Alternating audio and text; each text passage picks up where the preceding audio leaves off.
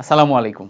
HSC 27 ব্যাচের ভাইয়া আপু তোমরা যারা আছো, তোমাদের যাদের টার্গেট ইঞ্জিনিয়ারিংয়ে পড়া, স্পেশালি বুয়েটে পড়া, বাংলাদেশে ইঞ্জিনিয়ারিং পড়া বলতে বুয়েটে পড়া বোঝায়, তারা কি কি বই সিলেক্ট করলে বুয়েটে চান্স পাওয়ার সামনের যে জার্নিটা আছে, আগামী 2 বছরের জার্নি, এটা সহজ হবে এবং কি কি বই পড়লে, কিভাবে পড়লে তোমার এই জার্নিতে কোনো সমস্যা হবে না, তুমি ভুলভাল পাতে চলে যাবা না, সেটা এই টোটাল ভিডিওতে আমি স্টেপ বাই স্টেপ ব্যাখ্যা করার চেষ্টা করব।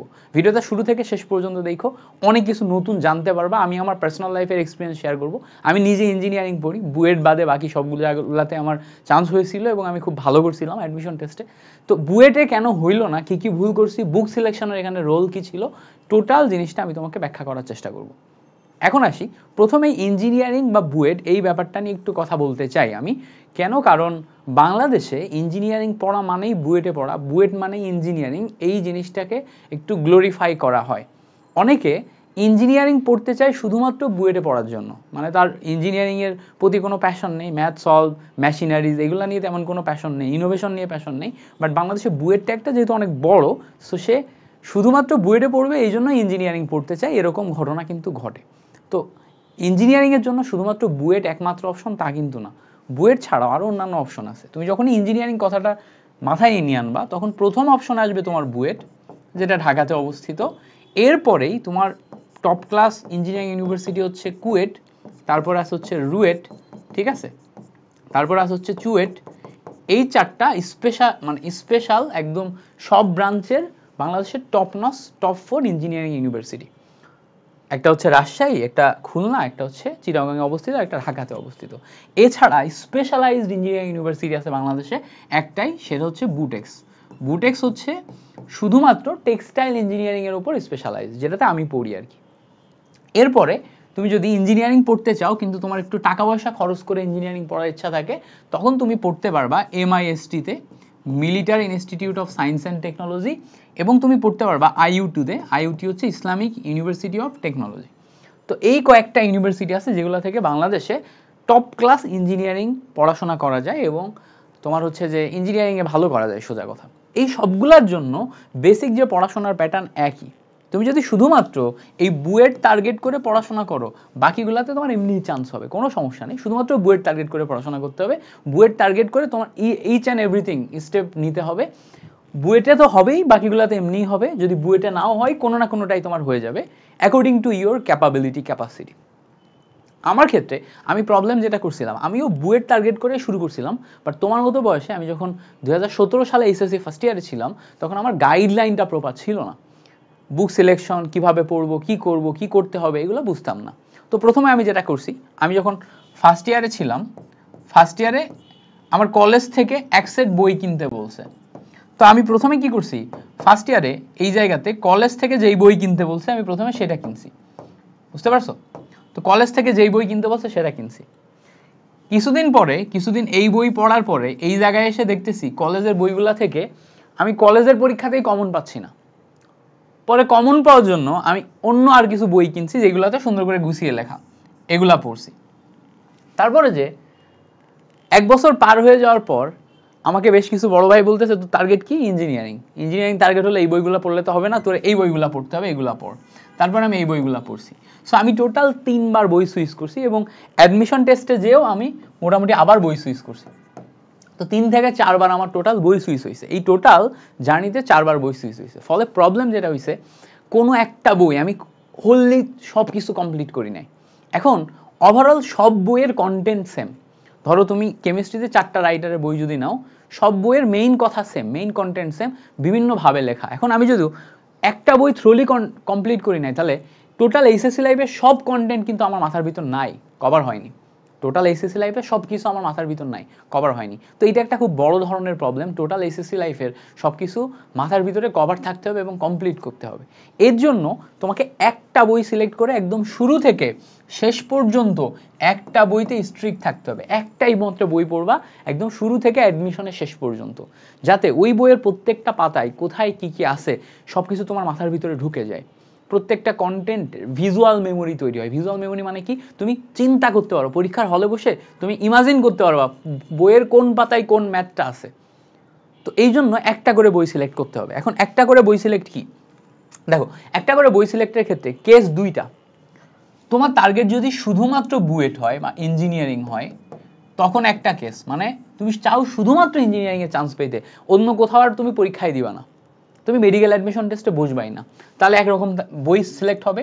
আর যদি তোমার মেডিকেল এবং বুয়েট বোথ টার্গেট হয় যে আমি মেডিকেলেও চান্স পাইতে চাই, নর্মাল মেডিকেল হলেও সমস্যা নেই, আবার বুয়েটেও চান্স পাইতে চাই, তখন তোমার বুক সিলেকশন একটা হবে। প্রথমে আসি ফিজিক্সের ক্ষেত্রে।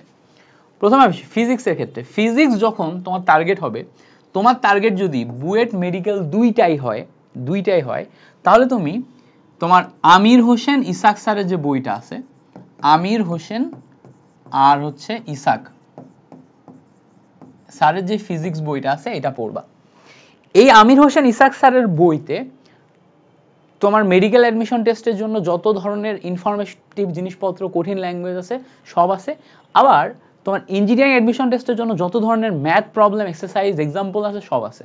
সো এই বইটা একটু কঠিন লাগবে, বাট মেডিকেল বুয়েট দুইটাই যদি টার্গেট হয় এটা পড়লেই এনাফ। এখন যদি তোমার টার্গেট ডেডিকেটেড বুয়েট হয় তখন তো তোমার শুধু ম্যাথমেটিক্যাল প্রবলেম লাগবে, এত মুখস্থ টাইপের জিনিসপত্র তোমার লাগবে না, ইনফরমেটিভ জিনিসপত্র লাগবে না, তাহলে এগুলো তোমার পড়ে লাভ নাই। তখন তুমি বই সিলেক্ট করবা শাহজাহান তপন। এটা খুবই সহজ ভাষায় গোছানো একটা বই, এটা পড়তে পারো। অনেকে সেলুসারের বই পড়ে, বাট শাহজাহান তপনটাই আমার কাছে সব দিক দিয়ে গোছানো এবং বেস্ট মনে হয়, এইটা পড়বা। এটা পড়লেই তোমার কাহিনী শেষ, খতম। তাহলে যে কোনো একটা সিলেক্ট করতে হবে, হয় আমির হোসেন ইসাক অথবা শাহজাহান তপন, যে কোনো একটা। তোমার টার্গেট কোনটা সেটা এখনই ফিক্স করো, একটা নাও এবং একদম শুরু থেকে শেষ পর্যন্ত নাও। আমাকে যদি বলো শুরুতে আমরা বুঝতে পারি না আমরা মেডিকেল অ্যাডমিশন দিব কিনা, বুয়েটে দিব কিনা, আমাকে যদি বলো আমি হলে কি করতাম, আমি শাহজাহান তপনে না যেয়ে এখন আমার যে ম্যাচিউরিটি, এই ম্যাচিউরিটি অনুযায়ী আমি শুধুমাত্র আমির হোসেন ইসাকে যাইতাম, শুধুমাত্র আমির হোসেন ইসা, শাহজাহান তপনে যাইতাম না। শাহজাহান তপনে গেলেও শুধুমাত্র ম্যাথগুলো সলভ করতাম শাহজাহান তপন থেকে। এখন প্রশ্ন হচ্ছে এই বইতে কি কি পড়তে হবে। একটা চ্যাপ্টারের প্রথমে বেসিক ক্লাস করবা, একটা চ্যাপ্টারের বেসিক ক্লাস করবা, সেই বেসিক ক্লাসের ক্লাস নোট করবা। এখন শাহজাহান তপন স্যারের বইতে যখন তুমি বেসিক ক্লাস নোট করে ফেলছো, এখন তোমাকে মেইন বই পড়তে হবে। মেইন বই পড়ার সময় তুমি এখান থেকে কনসেপ্টগুলা রিডিং দিবা। কনসেপ্ট রিডিং দেওয়ার পর এখানে যে সমস্ত কিওয়ার্ডগুলো আছে, কিওয়ার্ডগুলা দাগায় দাগায় ভালো করে ফোকাস করবা। এরপর এখান থেকে ফর্মুলা, তারপর হচ্ছে একক পড়বা, সমস্ত মাত্রা সমীকরণ পড়বা। এখানে এক্সাম্পলে যে সমস্ত ম্যাথগুলা দেয়া আছে, এক্সাম্পলের ম্যাথগুলা করতে হবে, এবং এক্সারসাইজে যে ম্যাথগুলা দেয়া আছে, সেগুলা করতে হবে। এক্সাম্পল, এক্সারসাইজের ম্যাথ যদি পারো, এই এক একটা চ্যাপ্টারের শেষে এমসিকিউ দেখবা দেয়া আছে, এই এমসিকিউ গুলা সলভ করে ফেলো। এই কন্টেন্টগুলো যদি তুমি আমির হোসেন ইসাক স্যারের বই থেকে পড়ো, তোমার মেডিকেল বুয়েট সব জায়গাতেই তুমি ভালো করতে পারবা ইনশাল্লাহ, কোনো সমস্যা নেই। বুঝতে পারছো? আশা করি ক্লিয়ার হয়েছে।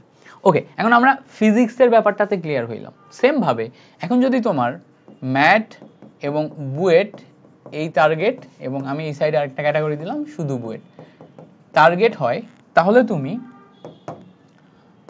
তুমি কেমিস্ট্রি কি পড়বা।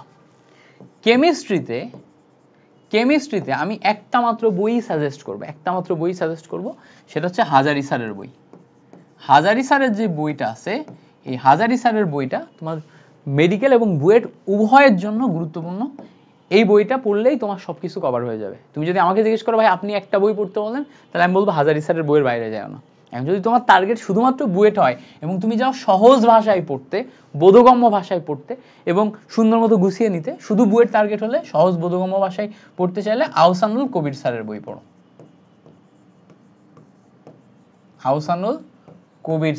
পড়ো। More than enough.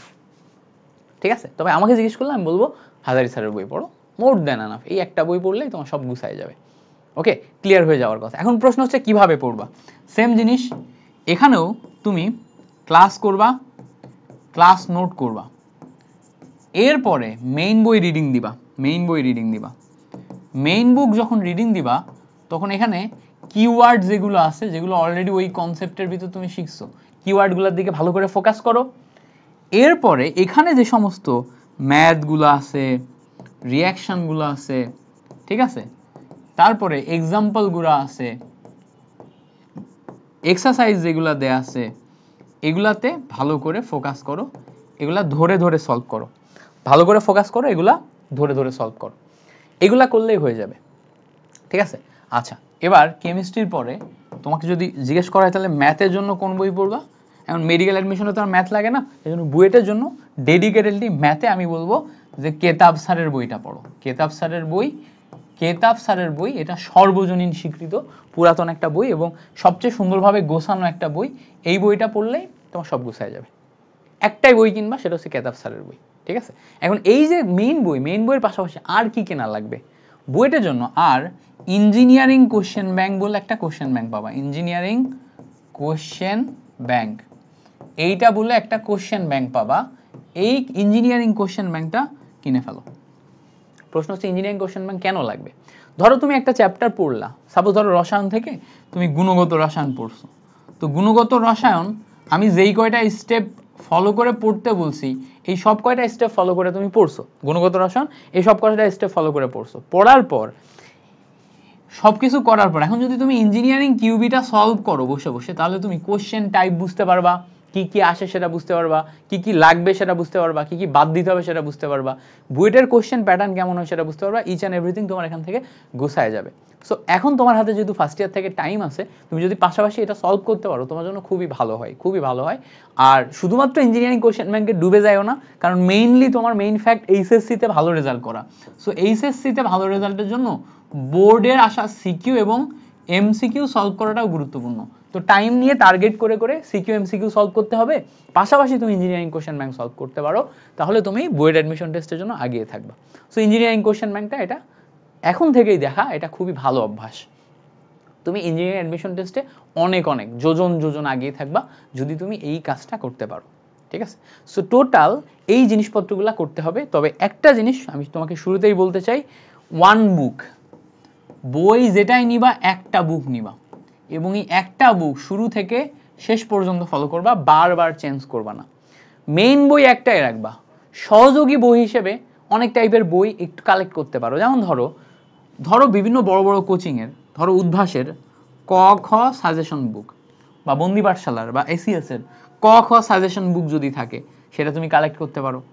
উদ্ভাসের CQ MCQ suggestion বুক যদি থাকে সেগুলা কালেক্ট করতে পারো, সেগুলা দিয়ে সিকিউ এমসিকিউ প্র্যাকটিস করতে পারো। বাট এগুলা সহকারী বই, এগুলা জাস্ট এই ক খ এবং সিকিউ এমসিকিউতে তোমার ক্যাপাবিলিটি বাড়ানোর জন্য ব্যবহার হয়, বাড়ানোর জন্য ব্যবহার করতে হবে। বাট এগুলা কখনো মেইন বইয়ের বিকল্প না, মেইন বই তোমাকে পড়তে হবে, লাইন বাই লাইন প্রত্যেকটা জিনিস পড়ে মেইন বইয়ে তোমার কনসেপ্ট ডেভেলপ করা লাগবে। সো এই কয়েকটা জিনিস তুমি যদি মেইনটেইন করতে পারো তাহলে ইনশাল্লাহ তুমি ভালো করবা। সবাইকে ধন্যবাদ এই ভিডিওটি দেখার জন্য। তোমাদের সাথে পরবর্তী কোনো একটি ভিডিওতে দেখা হবে। আর কি কি বিষয়ে কনফিউজড আছো কমেন্ট সেকশনে জানাবা। আল্লাহ হাফেজ।